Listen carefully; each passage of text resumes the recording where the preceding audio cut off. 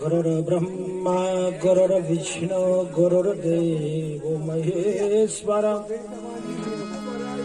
गुरुर्साक्षात् परब्रह्म तस्मै श्री महाराज क्या भी नहीं लगा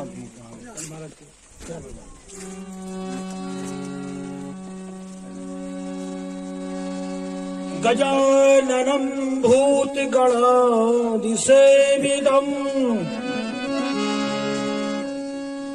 कपित्थजम्बो फलचारुभक्षणम्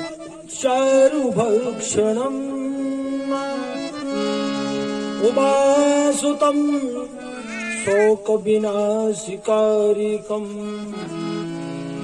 नमामि विघ्नेश्वर पादुकम्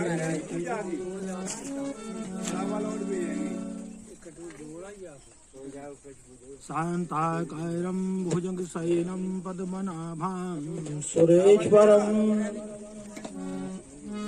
विश्वाधारं गगनसदृशं मेघवर्णं लक्ष्मीकान्तं कमलनयनं योगिहृदयानिगम्यम् वन्दे विष्णु भवभयहरणम् सर्वलोकैकनाथम्।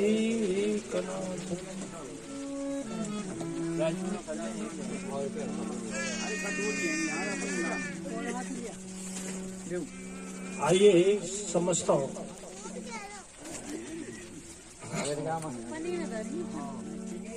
देव समुदाय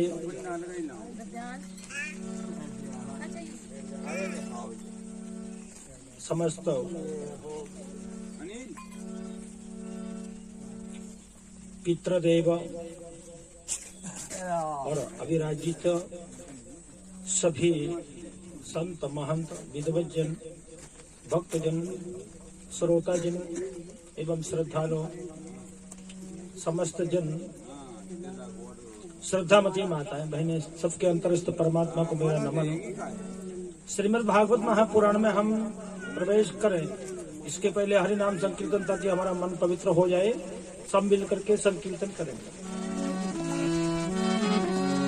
श्रीमन नारायण नारायण नारायण श्रीमन नारायण नारायण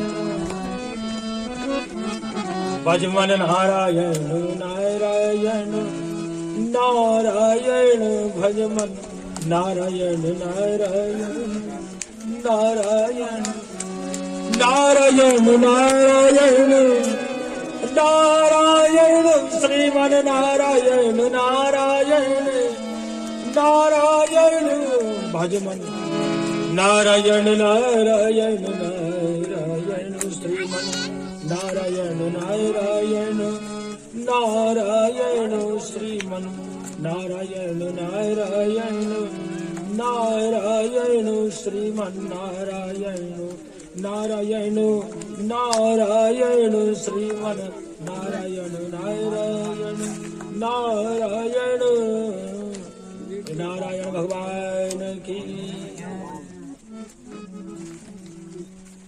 प्रधान यजमान आसन ग्रहण करें, अपने आसन पर विराजे।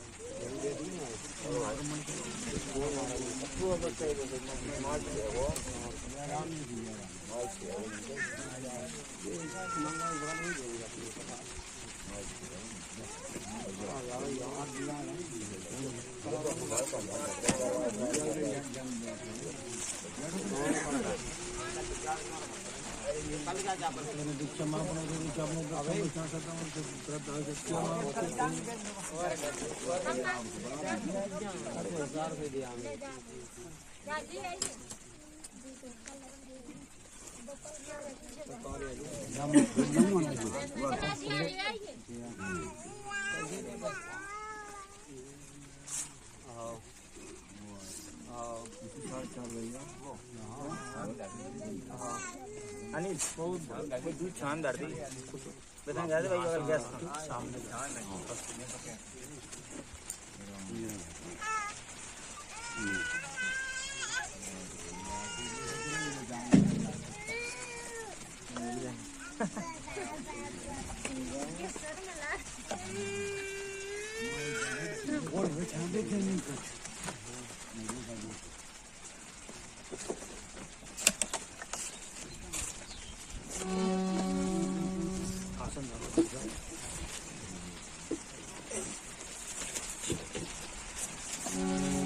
सच्चिदानंद रूपाय विश्वोत्पत्त्यादि हेतवे तापत्रय विनाशाय श्री कृष्णाय वयं नमः। यं प्रव्रजन्त मनुपेतमपेत कृत्यं द्वैपायनो विरहे कातर आजुहाव पुत्रेति तन्मयतया तरवोऽभिनेदुस्तम् सर्वभूत हृदयं मुनिमानतोऽस्मि।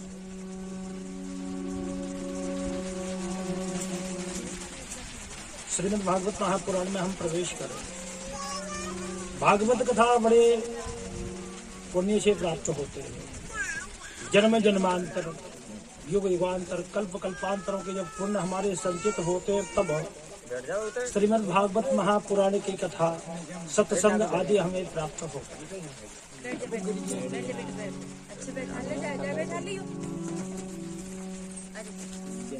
सारे देवता मिलकर ब्रह्मा जी के पास पहुंचे और जाकर के प्रणाम किया ब्रह्मा जी को और कहा ब्रह्मा जी से कि हमें ऐसा स्थान दिखाओ जहां हम सुखपूर्वक प्रभु आराधना कर सके। ऐसी कोई जगह हो। जगह विशेष होते हैं, स्थान विशेष हो और ऐसा कोई सत्संग करने वाला कोई महात्मा हो जो रास्ता दिखा सके हमको। ब्रह्मा जी ने कहा ठीक है। एक चक्र बनाया ब्रह्मा जी ने, मनोमय चक्र, गोल चक्र, और लेकर के कहा कि चक्र को फेंक रहा हूं। जहां ये चक्र रुक जाए, जहां ये कुंठित हो जाए, वहां अपना स्थान आप उपयुक्त समझना। बोले ठीक है। और हमको कथा कौन सुनाएगा? तो कहा कि सुबह प्रभात में जाग करके स्नान आदि से निवृत्त होकर के एक वेदिका बनाना, एक व्यास आदि बनाना, कोई कथा सुनाने वाला आपको प्राप्त हो जाए। ब्रह्मा जी ने चक्र फेंका, चक्र के पीछे पीछे वो देवता पहुंचे। जहां चक्र गिरा उसका नाम नैमिषारण्य हो गया। चक्र को निमिष कहते हैं और जंगल में गिरा, जंगल को अरण्य कहते हैं। जहां चक्र गिरा उसका नाम नैमिषारण्य हो गया। देवता वहां पहुंचे, रात्रि विश्राम किया, प्रभात में जाग करके भगवान का पूजन किया, एक वेदिका बनाई और तब वहां सूत जी आए। सूत जी को आया जान करके मंचासीन किया और सूत जी से प्रश्न पूछा। सोनक आदि ऋषियों ने, ऋषि कितने थे? 88,000। सबके तरफ से सोनक आदि उवाच यहाँ लिखा हुआ है, मतलब सोनक जी ने प्रश्न किया सबके तरफ से। क्या बोले सोनक जी? अज्ञानध्वांत विध्वंस कोटि सूर्य समप्रभा सूताख्या ही कथा सारम मम कर्ण रसायन। सूती जी ने कहा कि अज्ञान ध्वांत विध्वंस कोटि सूर्य समप्रभा, आप अंधेरे को ऐसे दूर कर देते हो जैसे सूर्य के उजाले से अंधकार दूर हो जाता, वैसे आप अज्ञान को दूर करने वाले हो। करोड़ों सूर्य के समान हो। हमारा जो अज्ञान रूपी अंधकार है उसको आप दूर कर दो और हमें क्या प्राप्त हो जाए? भक्ति ज्ञान विरागानाम विवेको वर्धते महान माया मोह निराशस्य वैष्णवैः क्रियते कथम। भक्ति ज्ञान की प्राप्ति हो जाए और वैष्णव जो कर्म करते हैं तो वह हमें प्राप्त हो। यह घोरे कलौ प्रायो जीवश्चा सुरताम गता। इस कलयुग में लोग आसुरी स्वभाव के हो गए हैं, यह घोरे कलौ जीव, यह घोरे कलौ प्रायो जीवश्चा सुरताम गता क्लेशाक्रांतस्य तस्यैविक शोधने किम परायणम। उनका शोधन कैसे हो? जीवों का स्वभाव आसुरी हो गया है। और आसुर कौन होते हैं? अब मानस में स्पष्ट कर दिया। माँ नहीं मात, पिता नहीं देवा, साधुन सन करवा वहीं सेवा। माँ नहीं मात, पिता नहीं देवा, साधुन सन करवा वहीं से। जिनके अस आचरण भवानी, ते जानहु निश्चर सब प्राण। माँ नहीं मात, पिता नहीं देवा, माता पिता को देवता नहीं मानते हैं, साधुओं से सेवा करवाते हैं, यही तो निशाचर है। निशाचर अलग से नहीं होते, मानव में ही दानव हैं। माता पिता को देव मानना चाहिए और साधुओं की सेवा करना चाहिए। तो माता पिता को देव मानते नहीं है, साधुओं से सेवा करवाते। माँ नहीं मात, पिता नहीं देवा, और साधु न ते करवावे। सर्वप्रथम गुरु माता होते हैं। माता ही सिखाती है कि ये पिता है, चाचा है, ताऊ है, भाई है, बुआ, फूफा जी, सबका परिचय कौन कराती है? माता कराती है। तो पहले गुरु हमारे माता होते हैं। हमारा भारतवर्ष है, इसको हम राष्ट्र पिता तो कह सकते हैं, पर उससे पहले इसको भारत माता कहा जाता है। भारत को माता की उपाधि प्राप्त है। तो पितृ देवो भव, मातृ देवो भव, आचार्य देवो भव। तो माता पिता को देवता मानना चाहिए। जो देव नहीं मानते हैं वही तो निशाचर हैं। चिंतामणिर्लोक सुखम सुरद्रुः स्वर्ग संपदम, प्रयच्छति गुरु प्रीतो वैकुंठम योगी दुर्लभम। सोनक जी ने कहा कि चिंतामणिर्लोक सुखम, चिंतामणि लौकिक सुख प्रदान कर सकते हैं। लौकिक सुख है वो चिंतामणि से प्राप्त हो सकते हैं। चिंतामणि ऐसे समझो कि कोई नौकरी करता है, अपने पैसों से कोई भी सुख सौभाग्य की सामग्री खरीद सकता है। मकान बनवा ले, गाड़ी घोड़ी ले ले, बंगला हो, अच्छा सा खाने पीने हो। कोई किसान है तो खेती के द्वारा सारी अपनी जरूरतों की पूर्ति कर ले, वह है चिंतामणि। सुरद्रु लोक सुखम, सुरद्रु होता है कल्प वृक्ष। कल्प वृक्ष के नीचे पहुंचे तो मनोकामनाएं पूर्ण हो जाती है, वो लौकिक सुख प्रदान कर देता है। पर महाराज जी, वैकुंठ की प्राप्ति हम सुख सौभाग्य से करना चाहें तो संभव नहीं है। हमें गुरु की आवश्यकता पड़ेगी। गुरुदेव ही हमें वैकुंठ की प्राप्ति करा सकते हैं। प्रयच्छति गुरु प्रीतो वैकुंठम योगी दुर्लभम। सोनक जी बोले, इसलिए हमें आप कथा सुनाइए। सूत जी से कहा। सूत जी ने जब ये प्रश्नों को सुना तो बड़े प्रसन्न हो गए। और सूत जी बोले, सुनो, श्रीमद् भागवत महापुराण की कथा को सुनकर के व्यक्ति जीते जी मुक्त हो जाता है। इतना बड़ा महत्व श्रीमद् भागवत महापुराण का। परीक्षित को श्राप लगा, तक्षक सर्प काटेगा और ये मर जाएगा। परीक्षित को जैसे ही पता चला तो सब कुछ छोड़ करके, राजपाट त्याग करके, राज से वस्त्र उतार करके, जैसे हमारे संत जी बैठे ना ऐसी मुद्रा में, ऐसे भगवा वस्त्र पहन करके और गंगा के किनारे पहुंचे। परीक्षित पहुंचे तो पता चला परीक्षित इतने बड़े ऋषि आज तपश्चर्या करने के लिए जा रहे हैं। घर का परित्याग कर दिया, घर को छोड़ दिया। जिसने सुना वो भागा, जिसने सुना वो दौड़ा, सब गंगा के किनारे। परीक्षित से आकर पूछा परीक्षित महाराज से कि क्या आप राज ऋषि होने आए हैं? परीक्षित ने कोई उत्तर नहीं दिया। परीक्षित बैठे हुए। सुखदेव जी महाराज आए कथा सुनाने के लिए। उसी समय देवता आ गए अमृत कलश लेकर के, और देवताओं ने कहा, सुनो, आप कथा सुना रहे हो परीक्षित को? देवताओं ने कहा। सुखदेव जी महाराज से बोले, हाँ। आप ऐसा करो, ये 7 दिन में मर जाएगा तुम्हारा यजमान, ये अमृत तो इसको पिला दो यजमान को, अमर हो जाएगा। ये कथा 7 दिन के हमको सुना था, देवताओं ने कहा। परीक्षित ने मना कर दिया, बोले गुरुजी मुझे अमृत नहीं चाहिए, मुझे कथा का पान करना।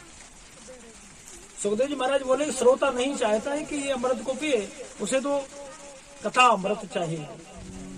और सुखदेव जी महाराज ने परीक्षित को कथा सुनाई। परीक्षते कथा वक्तुम सभायाम संस्थिते सुखे सुधा कुंभम गृहीत वैव देवास तत्र समागमं सुखम नत्वा वदन् सर्वे स्वकार्ये कुशलाः शुराः कथा सुधम प्रयच्छस्व गृहीत वैव सुधा।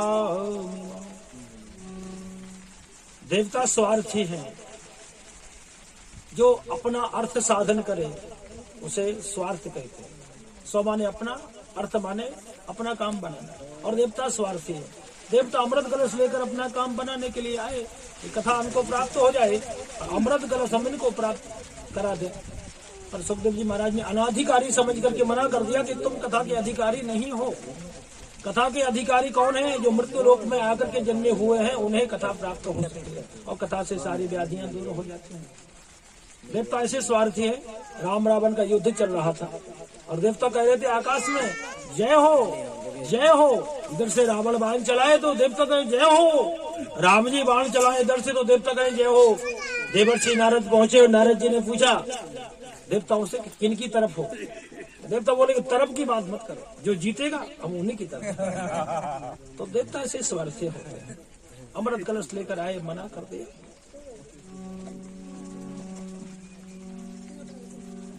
अब जब परीक्षित ने 7 दिन की कथा को सुना, ब्रह्मा जी को पता चला, खबर पहुंची कि 7 दिन की कथा को सुनकर के परीक्षित को मुक्ति मिल गई, मोक्ष हो गया। तो ब्रह्मा जी को बड़ी चिंता हुई, बड़े विस्मित हुए। राज्यो मोक्षम तथा वीक्ष पुरा धातापि विस्मिता सत्यलोके तुलां बद्धवा तौलयत साधनान्यया।